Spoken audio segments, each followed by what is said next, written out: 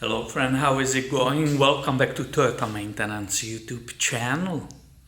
I have today in my shop this 2009 Toyota Corolla LE. She has only 90,000 miles on the odometer. I don't know this vehicle at all. It's a new customer, new car, and they ask for a very detailed inspection. The inspection is successfully finished, and that gives me great opportunity to talk about the most common problems with this generation of Corolla. And let's go and start with the problem which will be most expensive to repair. And I'm pointing at this car for the reason, the name of it is written right here. Variable valve timing. This 1.8 liter 2ZRFE engine is equipped with the variable valve timing, and if you will have a problem with it, you will basically hear the rattling on the cold start. It is the known problem, but I even hesitate if I should say it's a very common problem. I personally didn't see that much happening on the cars I serviced in the past. And of course, it's always very important when you have an engine with VVT-i to be on top of the oil changes, keeping the oil clean and possibly avoid these problems. Speaking about engine oil, we have immediately another common problem. And these engines are known for engine oil consumption. Unfortunately, some of them were using or eating engine oil way faster, consuming the oil way faster than they're supposed to. So this vehicle has a windshield sticker for 5,000 miles oil change. There is still remaining 900 miles, and let me show you what I discovered on my inspection. I let it sit so the oil got a chance to get all the way in the oil pan. I pulled that engine oil lipstick, and of course it was confirmed. It's barely touching the low mark. I hope you can see it on it. Yeah. So even this engine is consuming more than it's supposed to. Within 5,000 miles, if it was correctly filled to the top, this is way too much. Between the marks on this engine, I believe it's 1.4 quarts. So this is way too much, and this engine is part of that problem. Is it catastrophic problem or something what should stop you from purchasing it? Well, that's up to debate. It will not stop me buying this vehicle. All I will have to do within 2,000 miles or 3,000 miles, check the oil, and here it's so easy to add another 1 quart of the oil. Also 1 quart of the oil, even if you buy the full synthetic 0W20, cost only like $7. So what's the big deal? And let's be organized and continue still or stick still with the engine oil. And we will be looking on this side, passenger side of the engine. Some people will observe the oil, engine oil, on this side of the engine. Do you see that sensor which is coming out there? It could be leaking from that, or we can look a little bit later when we will lift this vehicle up. We can look on the back of the engine where is timing chain tensioner. It's a hydraulic tensioner, and its gasket could be leaking. Surprisingly, and I agree with that, it's on most of these. I see those leaks. Surprisingly, this one is absolutely dry. I already looked from underneath. This one is exception to the rule. If we stay together on this side, and I will bring that light for one last time, right underneath the alternator, hopefully you see the water pump pulley. So the water pumps, they don't last forever. Is it the common problem? I will not say. I will say it's common maintenance, but the word common is there. So these water pumps are right here, are driven by this belt nicely. On outside it's not a timing belt moving it because this engine has timing chain. So this is a relatively easy repair. A little note, also what you see right here. This doesn't have an automatic belt tensioner, but it's manual, basically through this alternator. It's right here in front of you. Maybe that light was actually not helping us. You see the tensioner right here. The next item, it's related to the ignition. I will 100% say that these engines, 2Z RFEs, they have, it's a common that there are misfires detected. You will get that check engine light and then P0 whatever codes for the misfire on the multiple cylinders or on the one only, and so on and so on. This vehicle, the owner who brought it first time here, wrote it in the comment or told me in the text message. He said, yeah, there is a history with misfires on these engines, on this engine, particular engine, and there is already one or multiple coils installed. As a part of that detail inspection, I confirmed that. I can see that number 2 might be Toyota, but it's not matching the way it's dirty, so it was replaced. I believe these are Toyota Densos, yes, made in Japan. Now what will shock you? Somebody was taking care of that misfire. They replaced the coil, and to my amazement, well, I was not amazed about this. They did obviously replace the spark plugs. To my amazement, they put completely wrong spark plugs in it. 2009 2ZRFE 1.8 liter engine, and I will be not discussing in this video whatsoever that 2.4 liter, it's different beast. So we focus on most common engine and the most common problems in these Corollas.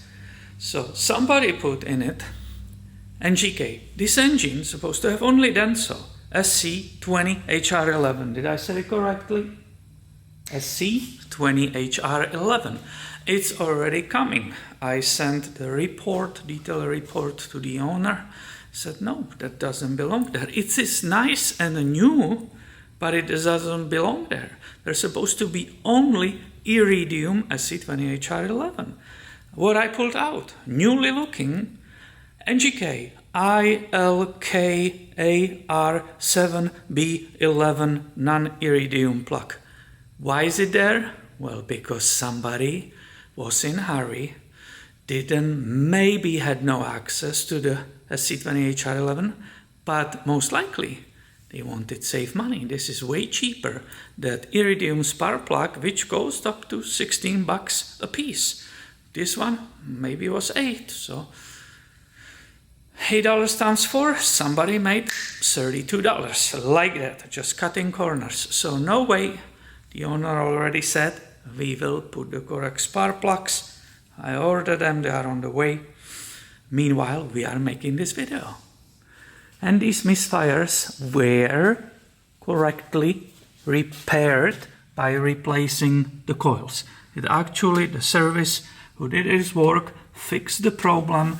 They replaced the coil which was failing. So I agree with them, that's fine. Just for God's sake, if you can, please put correct spark plugs in that engine so the owner will not have problems in the future. I already inspect the remaining areas. As you know me, throttle body is dirty, the muff is dirty, engine air filter, it's on the dirty side, we are going to replace it. Brake fluid, which you cannot see, it's opening from here, brake fluid is also dirty. the battery is incorrect. It's supposed to be bigger. You can even see it doesn't fit in that holder. I even tested it. State of health, it's only like 70%, so that should be replaced too. But this I'm just giving you walk around. Let's go back to the most common problems.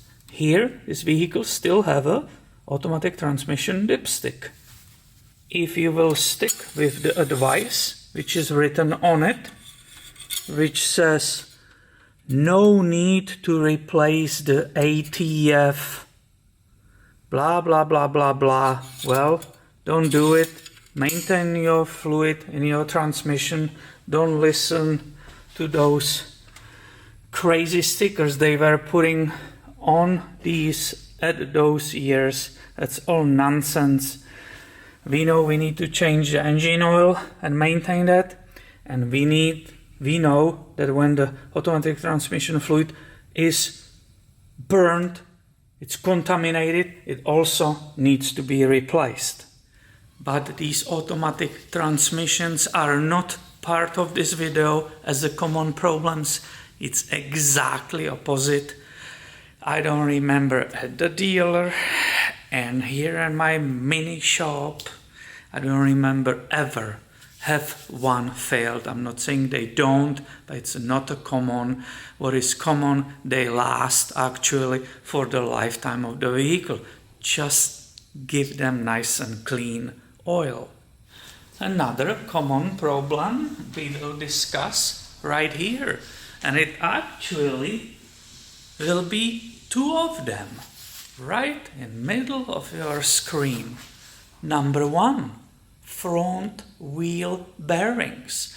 This vehicle has only 90,000 miles, but guess what? Both bearings are already showing very small play. This one, I don't know why, but as usually this one is more. It starts on this side and the other ones follow. Let me show you. Hopefully you will be able to hear it.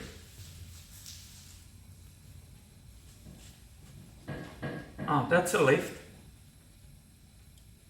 There is definitely, I will say like a millimeter, if I can say that, on that diameter here, the movement. So it's already in the comments and we will be dealing with that problem soon. That's unfortunately pretty costly if you have to replace both front wheel bearings. And I said there will be two items right in front of you in the middle of screen. Wheel bearing right here and the struts. Struts, I don't know why, are a relatively common problem on these, not the rear ones. The rear has also struts. I never replaced one of them ever. You can see it right here nicely. It's a very simple design here.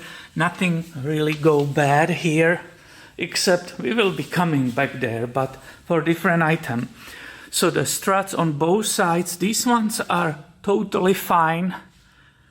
Now, how you will see your struts are bad? Well, the vehicle will start kind of bouncing around, but mainly, even if it's on the ground, you will see there will be oil. Even the towers below here, it will be all wrapped in the oil. When that goes, it starts leaking pretty crazy and everything will be wet here. So these ones are still original OEM and they are still holding pretty good. Where we were together looking on that engine bay, you didn't see any power steering reservoir. Also we were looking at that water pump and the belt was kind of simply going around. That's because this vehicle was equipped or is equipped with electric steering. Apparently there were some failures on it, and it was to a certain degree common problem. There was campaign or it was being taken care of. I personally don't see it, so I'm hesitating if it should be included in the common problems. I don't have these problems coming to me. So I will say no, but I wanted make you aware that there were definitely in certain years with that electric steering there were problems with it. Last but not least, unfortunately, you will discover problem, and it's a common problem, and you will discover it in the vehicle on your dashboard. It's not this problem. This is some kind of incredible improvement by the owner. This doesn't count. So you will be driving your vehicle and suddenly you will get that check engine light on. You will have a code for EVAP and you will hope it's just a loose filler cap or the ratchet is broken on that filler cap, right? You will hope it's the code, and in this case it will be code for a very small leak. But unfortunately, these are pretty common for failing right here. I said we will be coming back here. This is that entire EVAP canister. It's a complicated unit and it's very expensive. So if you ever have EVAP codes which are saying the purge flow is incorrect or something like that, pay for a correct diagnosis, because these from dealer can be extremely pricey. So what is my conclusion for 2009 to 2013 Corolla generation? What's conclusion? Will I buy one or will I say no? Way too problematic vehicle. I think with a correct maintenance and paying at least a little bit of attention to the engine and keeping that oil level correctly, I think these are super great vehicles to drive from point A to point AB. Nothing exciting, obviously, but they are gas savers, they are reliable, and I will say in the relativity of automotive world, they are super cheap to maintain, in my opinion. The brake job, everything, it's easy. You have a rear drum brakes in the back. You can drive a lot of miles on those. This one has brand new brake pads almost in front. Might be the first replacement at 90,000 miles. The rear brake shoes, I already opened that. They're still 2 to 3 millimeters. Might be purely theoretically original too. So I will always, without any hesitation, buy one of these to just get to the work and back and save a lot of money on the gas. That's my feeling. You please share underneath the video your experience with others, because that's why we're filming this, creating community of Toyota enthusiasts who share their own experience. If you like the video, give a thumb up and be subscribed.